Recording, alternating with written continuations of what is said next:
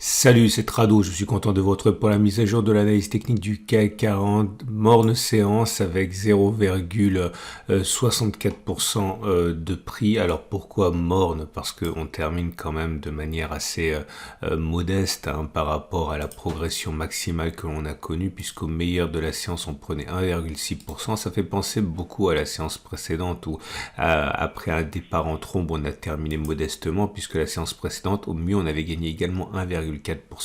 En fait, cela me semble l'opposé de ce qui s'est produit ici, à savoir des clôtures décevantes, mais des bougies vertes, c'est-à-dire des bougies où la pression haussière se manifestait par des clôtures plus hautes que les niveaux d'ouverture. Là, c'est l'inverse, ce sont des bougies rouges qui montrent qu'il y a des dégagements quand même. Et il est difficile de faire abstraction de l'idée que nous soyons simplement dans un rebond technique permettant aux investisseurs les plus audacieux de sortir, les plus prudents de sortir leur position progressivement, et à ceux qui ont joué le rebond technique, de prendre doucement leur profit à mesure que l'on monte un petit peu avec l'inertie. En tout cas, vous remarquerez que ce gap baissier n'a toujours pas été comblé, et ça c'est un problème parce que normalement il aurait dû l'être. Pourquoi? Parce que j'ai expliqué déjà que l'objectif avait été rallié, donc il n'est pas censé être vraiment défendu ce gap, ou alors il est vraiment à la marge, et là pour l'instant il tient, ce qui est un acte de faiblesse manifeste. Alors quand on utilise les retracements de Fibonacci, en plus, on voit que la limite de la progression en cours s'est appuyée à 38,2%. Ça fait 2 séances de suite que les 38,2% résistent. Et bon, donc ça, ce sont des traders qui vendent sur ces niveaux, qui parie pour un retour. Alors il faut savoir que les traders également font souvent des rentrées progressives, je le fais souvent moi-même, un peu sur les 38, un peu sur les 50, un peu sur les 61,8, tout en espérant que tout ce beau monde redescendra avec les cours, et tous les positions redeviendront gagnantes à mesure que l'on descendra. Et là pour l'instant cette petite barrière à 38,2% suffit, donc c'est pas très encourageant pour la suite, même si encore une fois on le verra, il y a des signaux qui sont encourageants. On registre des signaux encourageants.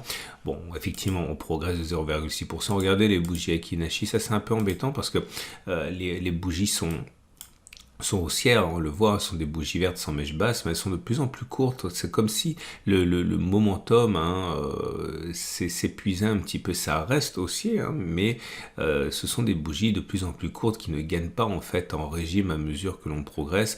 Bref, il n'y a pas de relais pour l'instant. Par contre, l'élément intéressant, c'est que le 3-line break, ça y est, c'est fait deuxième bloc vert. On le savait, statistiquement, il y avait beaucoup plus de chances, 80% de chances pour que le prochain bloc fût vert après un premier bloc vert. Ça y est, une fois de plus, ça a fonctionné.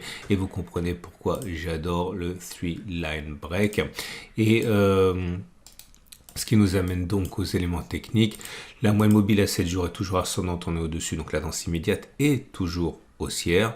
Vous remarquerez que la moyenne mobile à 20 périodes, elle est descendante, donc la tendance générale est baissière. La moyenne mobile à 50 jours est descendante, la tendance de fond est baissière, et puis surtout la tendance de long terme est très baissière. Nous sommes toujours en dessous de la M200 qui descend. Je vous rappelle qu'à titre personnel, je commence à affûter mes positions vendeuses, mais pas tout de suite, j'attends que ça monte encore. Idéalement, moi je voudrais que ça monte pour reboucher ce gap là, Après je commencerai à véritablement dégainer les positions vendeuses. Pour l'instant ça me semble encore trop modeste pour initier une position vendeuse comme rebond technique, ce qui nous amène donc pour terminer aux autres éléments et les indicateurs techniques. Alors là je vais sans doute vous proposer quelque chose qui va être d'un grand intérêt pour beaucoup d'entre vous, puisque je sais que le MACD est un de vos indicateurs préférés. Alors écoutez bien ce que je vais vous dire, et puis surtout tirez-en les enseignements, si vous êtes débutant. Alors regardez ça. Il y a un signal haussier qui vient d'être délivré ici sur le MACD.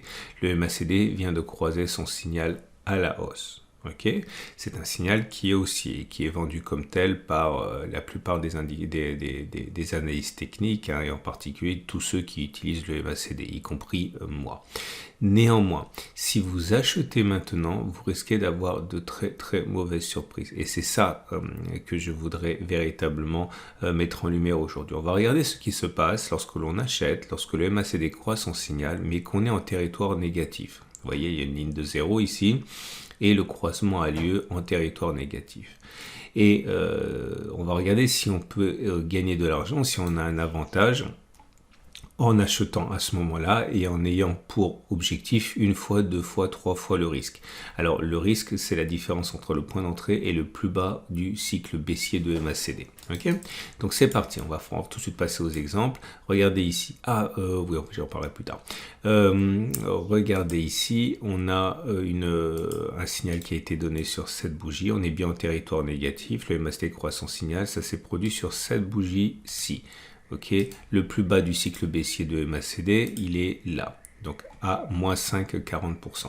Est-ce qu'on a fait moins 5,40% d'abord ou est-ce qu'on a fait d'abord plus 5,40, 2 fois 5,40, 3 fois 5,40 et vous voyez, on est monté jusqu'à 2,50, mais ensuite on allait déclencher le stop de protection ici. C'est pour ça qu'il y a 3 pouces rouges. Là c'est pareil, là c'est pareil. J'essaie de vous montrer, là c'est pas pareil. Et là, comme vous pouvez le voir ici, eh bien, on a eu le signal qui a été délivré sur cette bougie. On est bien en territoire négatif. Sur ce bougie, c'est ici que ça s'est produit. Et le plus bas du cycle baissier de MACD, il est là, à 2,25. Est-ce qu'on a d'abord fait moins de 25 ou 1 fois de 25, 2 fois, 3 fois de 25, autrement dit 7 et environ 7. Vous voyez qu'on a fait beaucoup plus. On a jusqu'à 9,50, même 10, etc. Donc, c'est un triple pouce vert. Alors, j'ai fait ce test 32 fois. Ok, je suis remonté 32 fois en arrière et les conclusions sont assez intéressantes parce que si vous utilisez le MACD de manière classique, vous vous rendez compte que vous allez sans doute perdre soit votre chemise, soit votre confiance. Alors j'y reviens dans 30 secondes, je fais défiler les résultats et ça y est, on arrive à 32 occurrences et voilà les conclusions qui s'imposent. 1. Ces conclusions ne s'imposent pas du tout parce que c'est un test qui a été fait sur 32 occurrences, ça n'a aucune validité scientifique, on ne tire pas de bilan sur 32 occurrences. Moi tout ce que je veux c'est vous donner les clés pour construire votre système et à partir de là d'aller plus loin, de tester, de backtester davantage. Je vous donne simplement des pistes et la puce à l'oreille. Et voilà où on en est. Si on prend les profits à 1 fois le risque, on a 16 succès et 16 échecs, autrement dit tout simplement 50%. 50% avec les frais, vous êtes dedans. Ok. Donc en imaginant que l'on a pris, les frais, non c'est pas vrai, avec les frais vous n'êtes pas forcément dedans parce qu'on peut trader beaucoup de choses avec 0 frais, notamment, je te donne un exemple, les actions américaines. Mais enfin bon bref, vous risquez d'être dedans avec les frais.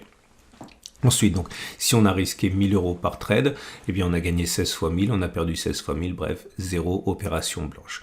Comme vous en doutez, dans ce genre de situation, puisqu'on part de très bas, il faut être très ambitieux.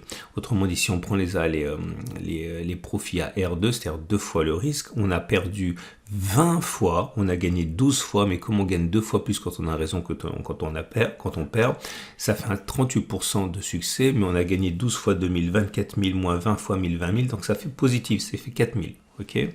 Et si on vise 3 fois le risque, eh bien on est à 10 succès, 22 échecs, mais avec un taux de succès de 31% seulement.